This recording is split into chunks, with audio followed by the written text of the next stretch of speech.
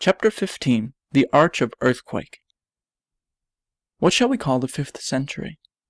As I called the 10th century the Arch of Darkness, I would call the 5th century the Arch of Earthquake, for of all the centuries that have elapsed since the Christian era commenced, it was the most signal for invasion, revolution, tribulation, and change. Alaric the Goth scowls upon us at the beginning of the century, but at the end of its first decade, has his strange burial in the bed of a river, so that where he lies is not known to this day. Then the more dreadful Attila the Hun glares upon us as he fights the great battle of Chalons-sur-Marne, the very Chalons on whose vast camp the retreat of the French army was announced just before that contemptible snuff-out of Napoleon the Little at Sedan. To Attila, unnumbered hosts of Goths and Visigoths and Franks and Saxons and Burgundians were opposed at Chalons in the year 451, and they beat him. But he rushed down upon Italy and spoiled its fair cities.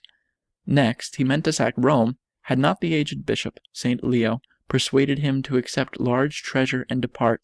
But soon after, the Eternal City, as we call it, was given up to 14 days' ruinous plunder by Genseric and his Vandals.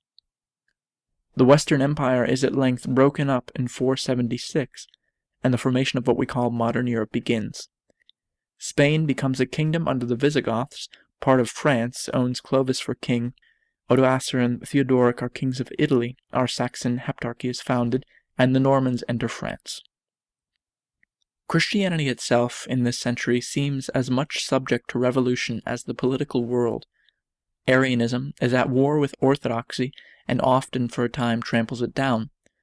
Persecution and mutual persecution were rife.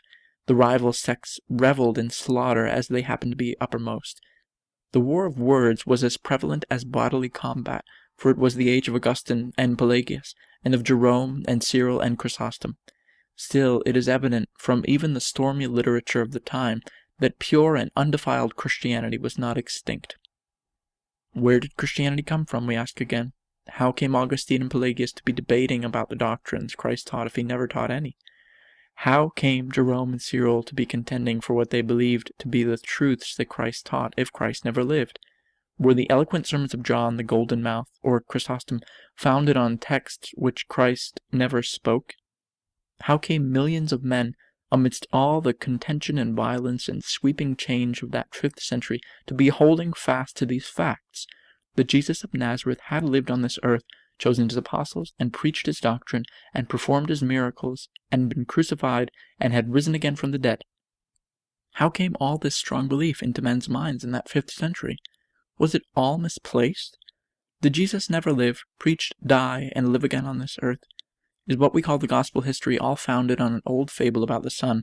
Let us again proceed on our march over this bridge of history.